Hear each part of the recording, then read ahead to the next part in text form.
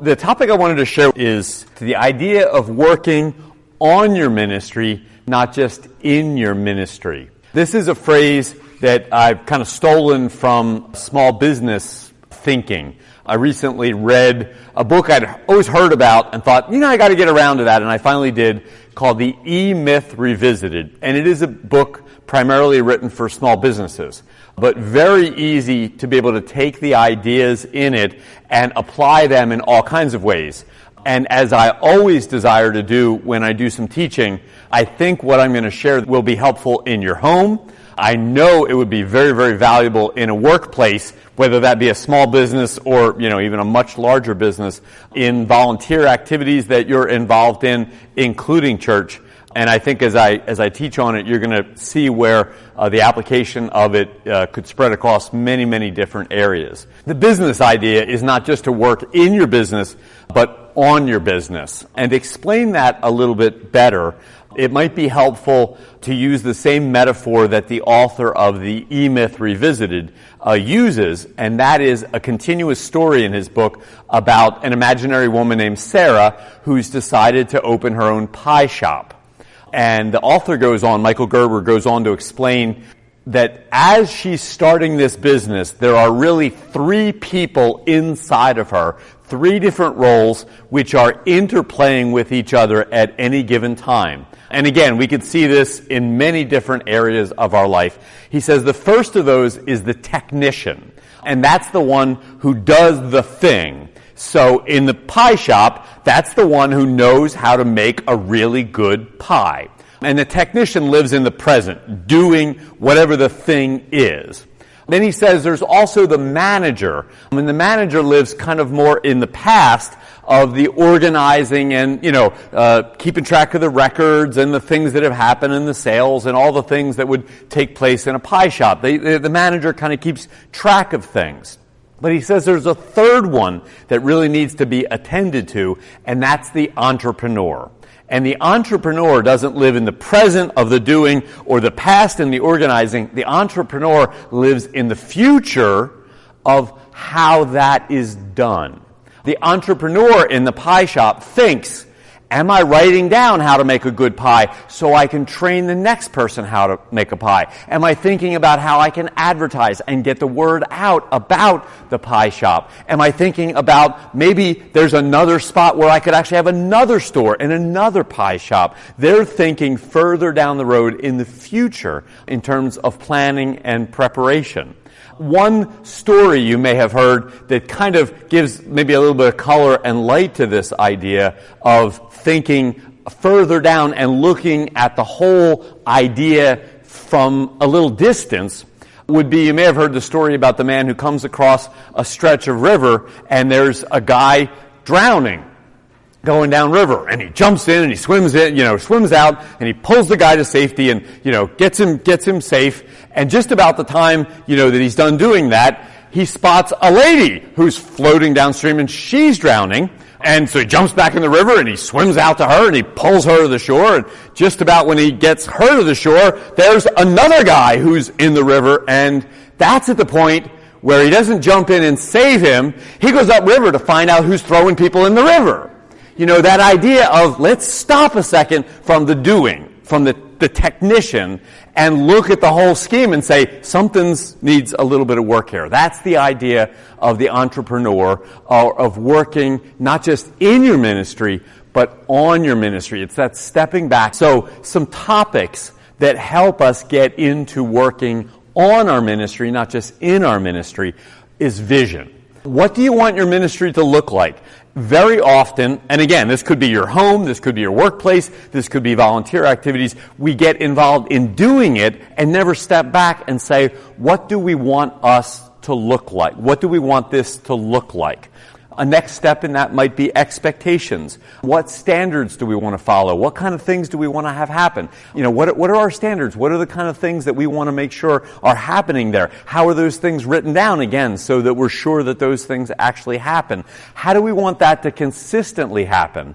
In the idea of Sarah and the pie shop, If she brings in an employee to help out with the pies and she isn't really specific about the kind of pie she wants, the book goes into great detail, not great detail, but describes how Sarah learned how to make it from her aunt, who was a master pie builder. But Sarah realizes unless she effectively communicates to anybody else she hires the proper way to make a pie, some of them are going to turn out great and some of them are going to be awful. So making sure that they're consistent. So every pie that comes out of her shop is as good as the one prior to it. Which leads us directly into the next piece of thinking not about in our ministry, but on our ministry. What are the people pieces of that? We all know that in any business, any home, and in any ministry, there's multiple people who are a part of that. How are we inviting people and involving people to get into any ministry? How are we training and mentoring people to do that? I don't know how to make a pie for anything, and even if Sarah gave me a really good description of how to make a pie and gave me the list, I think it would be really helpful if I was there beside Sarah and she was, well, here's how you roll it out, and here's how you cut it, and here's how you cut the fruit up, and all that mentoring that we know really helps something effective take place. So, how are we helping people do that? A big thing that I have seen happen in all the churches that I have served, and I'm sure you've seen this in ministries too, is that somebody moves away from the life of the congregation, somebody becomes very ill, or sometimes even passes away, and a ministry literally grinds to a halt. I've seen it in my last two congregations where that happened, and the ministry died. It just went away because that was the person that knew all the details of exactly how that ministry was done. And when they were gone, then things really kind of struggled. The other piece of that too, if you perhaps wanted to go and get involved in another ministry or go on to something else, you're the only one that knows all the stuff that happens, you write it down and mentor the next person. It means that, one day you go, I'm interested in another ministry. You can effectively hand that off to the next person. So the people piece, very important. Processes and systems are also very, very helpful. Documentation is always helpful at that point to help everyone know what the right way to accomplish the tasks are. One of the things that this is described very well in the EMyth Revisited is the story of probably the most successful franchise ever, which was what Ray Kroc saw and then duplicated in McDonald's restaurants. And McDonald's, McDonald's are everywhere, all around the world, and that's because they have really good processes that they can take first-time teenage employees and train them in how to, not that the quality is superb in a McDonald's, but you can train lots of people to do many things that is very, very high quality and accomplish those things if you have the proper documentation and training to help folks effectively do that. And there's all kinds of those things that we can document. I listed on the handout just some of the things: advertising, recruiting, projects, tasks, a yearly calendar, task timelines, budgeting, training, all those things that are a part of your ministry. Document those things. None of us knows when, we might end up moving or get sick or whatever, and that way that stuff can be passed on very, very easily. Again, what documents create consistency and also internal evaluation. One of the things that I've done is we wrote down our welcome process. All the details that take place when we welcome someone who's a new person. How does that look? Is there anything we want to tweak on it? Anything we want to improve on it? It gives you that internal ability to look and see what you're doing. Are you following through on all those things? And are you doing your very best with that? If you don't have a document that tells you all the things that you want to do, you don't know whether you're actually accomplishing all those things. And when it comes time to internally evaluate, what things can we do to make those things even better? To make sure we're welcoming people even a little bit better than we had been. The other piece of that, too, is what documents exist to facilitate shared work and delegation.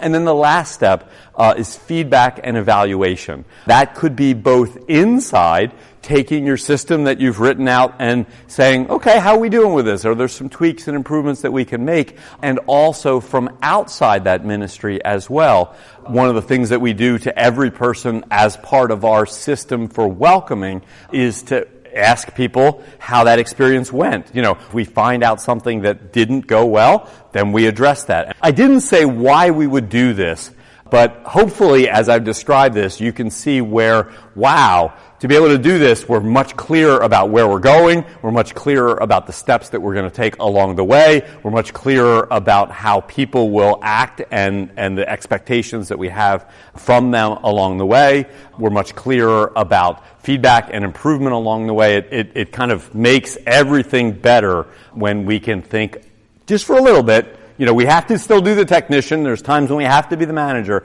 but we can step into that entrepreneur role and helps improve what we're doing.